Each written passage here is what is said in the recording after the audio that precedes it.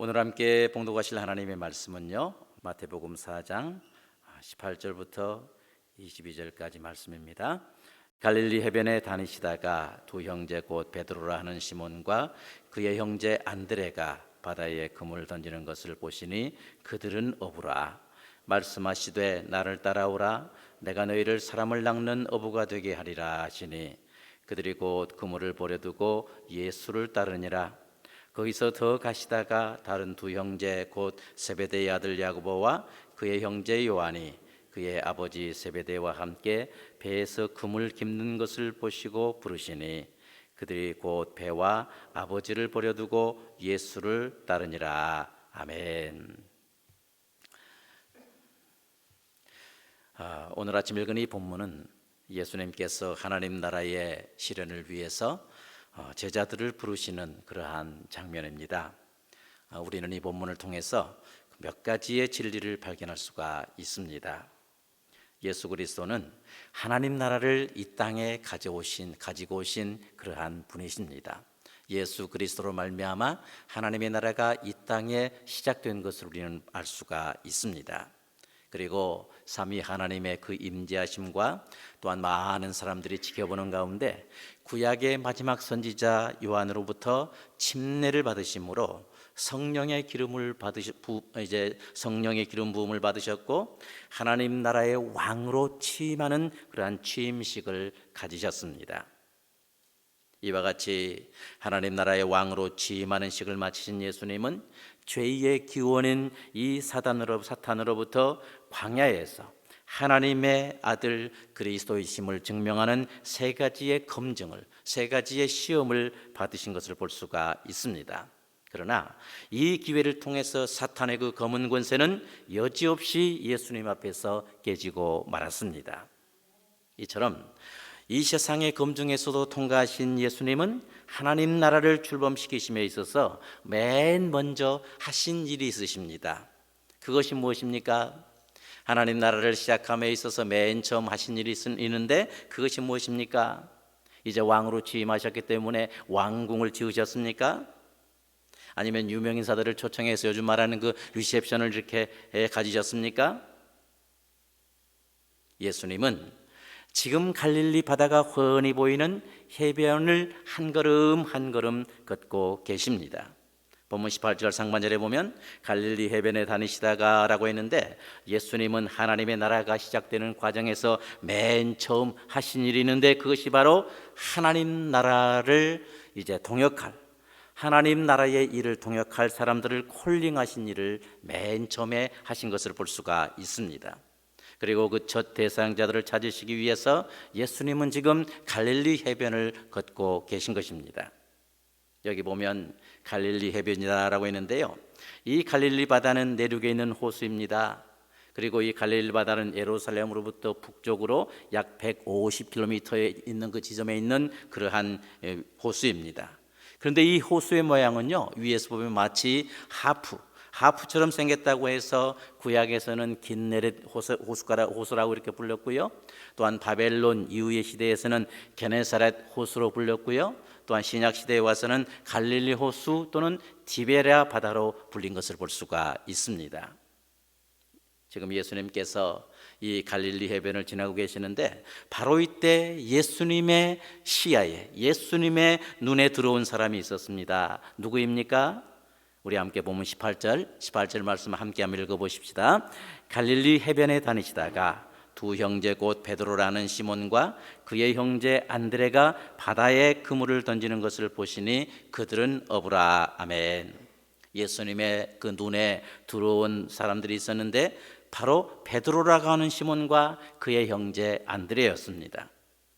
여기 말씀에 보면 이 베드로라는 이름이 나오는데 이 이름은 예수님께서 시몬에게 새로 붙여주신 그러한 이름입니다. 지금 시몬은 볼품없는 어부이지만 그러나 예수님께서 시몬에게 베드로라 하는 이름을 붙여주심으로 장차 그의 그 신분과 이제 미래가 어떻게 될 수 있는지를 미리 짐작할 수 있는 그러한 이제 이름을 붙여주신 것을 볼 수가 있습니다. 예수님은 훗날 이 시몬을 향해서 뭐라고 그래요? 베드로라라고 이렇게 붙여주셨는데 이 베드로의 신앙 고백 위에 하나님의 교회, 예수님의 교회를 세우시겠다라고 이렇게 말씀하신 것을 마태복음 16장 18절에서 볼 수가 있습니다.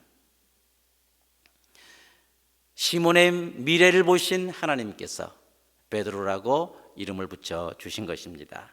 그리고 예수님은 시몬의 형제 안드레도 부르셨습니다. 다른 복음서에 보면 예수님을 먼저 만난 안드레는 동생 베드로 시몬을 예수님께로 인도한 것을 볼 수가 있습니다.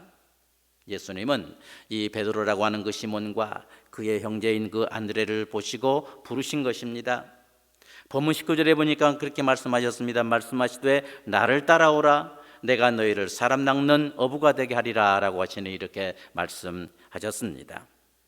이 예수님의 명령을 보면은요, 두 단계로 이루어져 있는 것을 볼 수가 있습니다. 먼저 나를 따라오너라 라고 이렇게 예수님께서 또 시몬에게 이제 안드레에게 말씀하셨는데, 얘는 예수님의 그 신적 권위에 입각한 절대적이고도 강권적인 그러한 명령임을 우리는 알 수가 있습니다.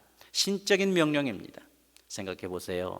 볼품없는 제가 어떤 사람에게 나를 따라오너라 이렇게 한다면 어떤 일이 벌어지겠어요? 한마디로 비웃으면서요, 네가 뭔데 내가 너를 따라가? 이렇게 오히려 비웃으면서 놀릴 것이 뻔합니다. 따라가지 않습니다. 그런데 예수님의 나를 따라오너라 이 명령은요, 하나님의 그 아들로서의 명령이기 때문에 그 누구도 무시할 수 없고 반박할 수 없는 그러한 신적인 명령입니다. 예수님의 나를 따라오너라 이 명령은 단순히 예수님의 그 육체를 장소적인 의미에서 쫓아오라 이런 의미가 아닙니다. 이 명령은요, 지금 자신들이 처한 삶의 방법과 목적과 관심을 모두 청산하고 오직 예수 그리스도만을 향해서 모든 관심이, 모든 시야가 전환될 뿐만 아니라 예수님을 삶의 주인으로 모시고 따르라고 하는 그 희생적인 의미의 명령인 것입니다. 예수님의 육체를 단순히 따르라, 다른 것도 되겠지만 더 근본적인 원인은 뭐예요? 삶의 모든 가치를 바꾸어라.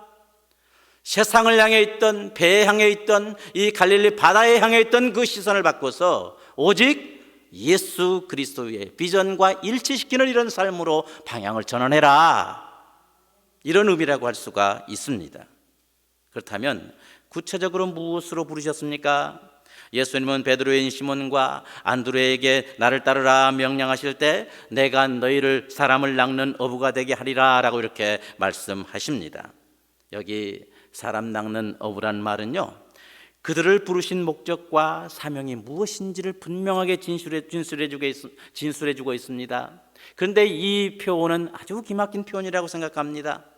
그들의 직업과 연결시켜서 너무나 쉽게 부르심의 목적과 사명을 이해할 수 있도록 표현하는 그러한 명령이라고 할 수가 있습니다. 사람 낚는 어부, 내가 너희를 제자로 삼겠다. 그럼 제자가 뭐지 이렇게 생각할 수가 있는데, 사람을 낚는 어부로 삼겠다. 아, 어부, 사람 낚는 거, 고개 대신 사람 낚는 그런 직분이구만. 그냥 이해할 수 있도록 그러한 표현으로 우리 사람들의 인식의 한계를 배려하신 우리 주님의 그러한 사랑이라고 저는 생각합니다. 충분한 배려라고 저는 생각합니다. 예수님께서는 제자들의 그 이전 직업과 새로운 사명을 이렇게 연결시키심으로 그들에게 주어질 새로운 직무가 성령과 복음이라는 그물을 가지고 사람들을 생명으로 인도하시는 것임을 미리 짐작하게 할 수 있는 그러한 명령임을 우리는 알 수가 있습니다. 동시에 어부라고 하는 이 사실을 강조함으로써요, 예수 그리스도의 제자가 되는 건 너무나도 영광스러운 직분인 것 사실인데, 그러다 보니까 때로는 영광에 취해서, 직분에 취해서 자고할 수가 있는데, 그러나 너는 어부야, 이 사실을 항상 기억하면서 자만해지지 않도록, 교만해지지 않도록 하기 위해서 사람 낚는 어부다, 어부로 내가 너를 부르겠다, 이렇게 예수님께서 말씀하신 거라고 생각합니다. 그래서 예수님은 그들을 부르시되 이전의 직업을 넌지시 언급했다고 저는 생각합니다. 그러면 예수님께서 베드로와 또한 이제 안드레를 사람 낚는 어부로 부르실 때 그 명령을 받은 그들의 태도는 어떠했습니까? 난 지금 이제 갈 수 없습니다. 나는 지금 집에 할 일이 많습니다. 아니면 혹시 제가 떠나더라도 우리 집안일을 좀 이렇게 정리해 놓고 떠나겠습니다. 이렇게 했습니까? 우리 한번 20절 말씀 같이 한번 읽으십시다. 그들이 곧 그물을 버려두고 예수를 따르니라. 아멘. 여기 보면 이 곧이라고 하는 이 단어가 나오는데요, 이는 즉각적인 순종을 나타내는 말입니다. 이는 적어도 제자로 부름받는 순간 내적 외적 소명에 대한 확신을 그들이 가졌음을 시사하는 그러한 행위의 표현이라고 할 수가 있습니다.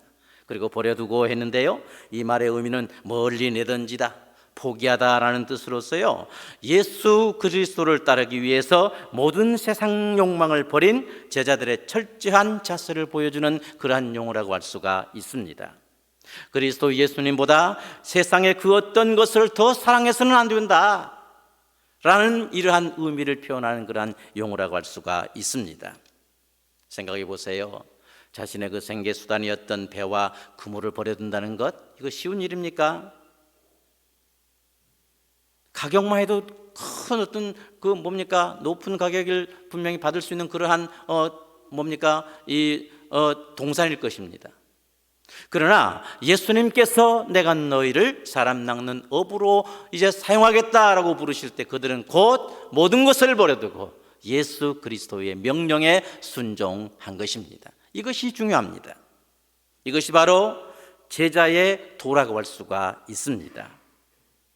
이처럼 예수님은요, 곧 버려두고 쫓은 이 베드로와 안드레를 대동하시고 갈릴리 해변을 따라서 계속 걸음을 옮기신 것을 볼 수가 있습니다. 그런 가운데 이제 이 배 안에서 그물을 깁고 있는 야고보와 요한을 또 예수님께서는 보신 것입니다.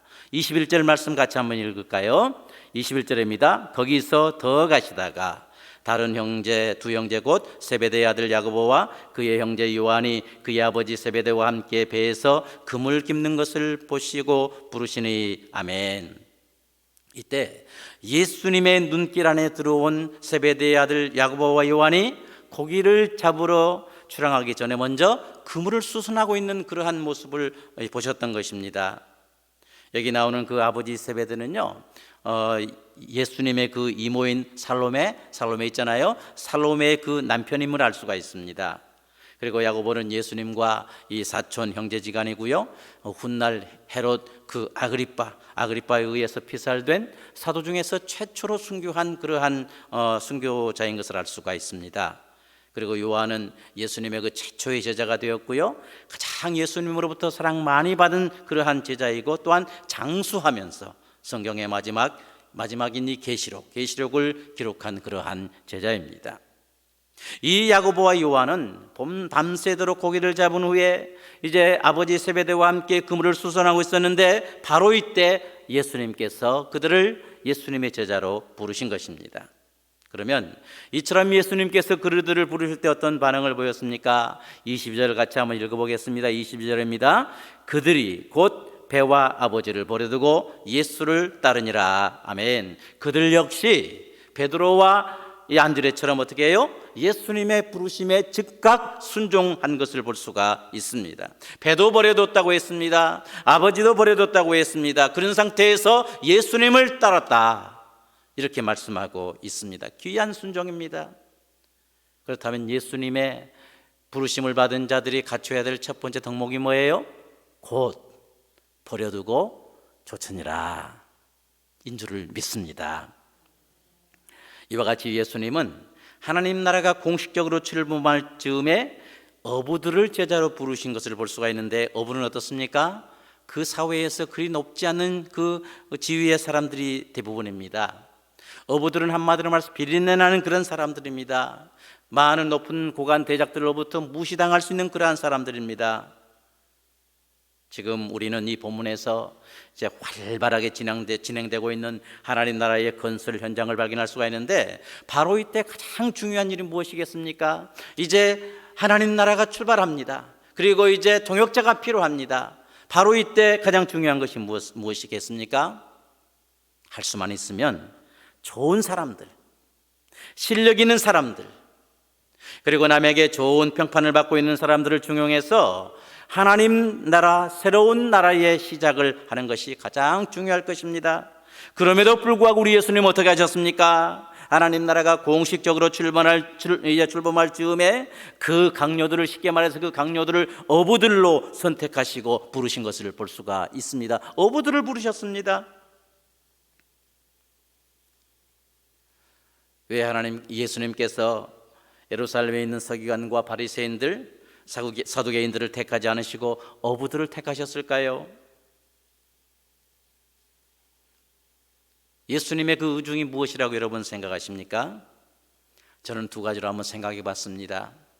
고기 한 마리의 소중성을 안 어부들은 역시 사람의 생명 하나하나의 소중성을 당연히 알고 있기 때문에, 또 알고 있을 것이기 때문에 예수님께서 제자로 어부들을 부르신 줄을 믿습니다. 그리고 약한 자들을 들어쓰셔서 강한 자들을 부끄럽게 하시기 위해서 예수님은 하나님 나라의 강요로 어부들을 부르시고 임명하셨다고 저는 생각을 합니다. 다른 자료에 보면 베드로와 안드레와 그 야고보와 요한은 예수님께서 제자로 부르시기 전에 이미 예수님에 대해서 알고 배웠다라는 이러한 자료가 있습니다. 그래서 예수님께서 제자로 부르실 때 곧 순종할 수 있었다라고 말하는 것을 보았습니다. 그렇기 때문에 어떤 이유로든 예수님을 아는 것, 예수님을 바로 아는 것, 순종의 지름길인 줄 믿습니다. 우리가 성경 공부를 해야 될 이유가 거기에 있는 거예요. 우리가 말씀을 계속적으로 가까이 하고 또한 읽고 암송해야 될 이유가 바로 거기에 있는 것입니다. 어떤 상황에서도 예수님은 말씀을 통해서 명령하십니다. 그 명령에 순종할 수 있는 비결이 뭡니까? 예수님의 말씀을 미리 알고 레디하고 있는 그런 상태라고 저는 생각을 합니다. 준비하는 것입니다. 지금 예수님의 제자로 부르심을 받은 베드로와 안드레와 야고보와 요한은 말할 수 없는 그 영광의 자리로 부름을 받았습니다. 온 세상을 창조하신 하나님께서 운영하시는 이 하나님 나라의 장관이 된다는 것, 얼마나 영광스러운 자리입니까? 바로 이 자리에 그들은 부르심을 받은 것입니다. 구체적으로 베드로와 안드레와 야고보와 요한은 마태복음 4장 17절에 있는 말씀, 바로 오늘 본문 바로 위에 있는 그 말씀, 회개하라 천국이 가까웠느니라, 이 예수님의 첫 메시지의 실현을 위해서, 이 사역을 위해서 구체적으로 부르심을 받았습니다. 예수님의 제자가 된다는 것, 앞에서도 잠깐 말씀드렸습니다만 실로 영광스러운 일입니다. 그러나 예수님의 제자로서 감당해야 될 그러한 모든 일들은 고통의 연속인 것이 사실입니다. 그럼에도 불구하고 예수님의 제자로서의 삶의 결국은 계시록 21장에 나오는 거룩한 성의 12기초석이 되는 영광을 얻게 된다라고 이렇게 계시록 21장에서 말씀하고 있는데, 힘든 건 사실이지만, 고난인 건 사실이지만 영광의 극치라는 사실 여러분 믿으시기를 바랍니다. 거룩한 성의 12기초석이 되는 것입니다. 이러한 영광에 들어가게 되는 것입니다.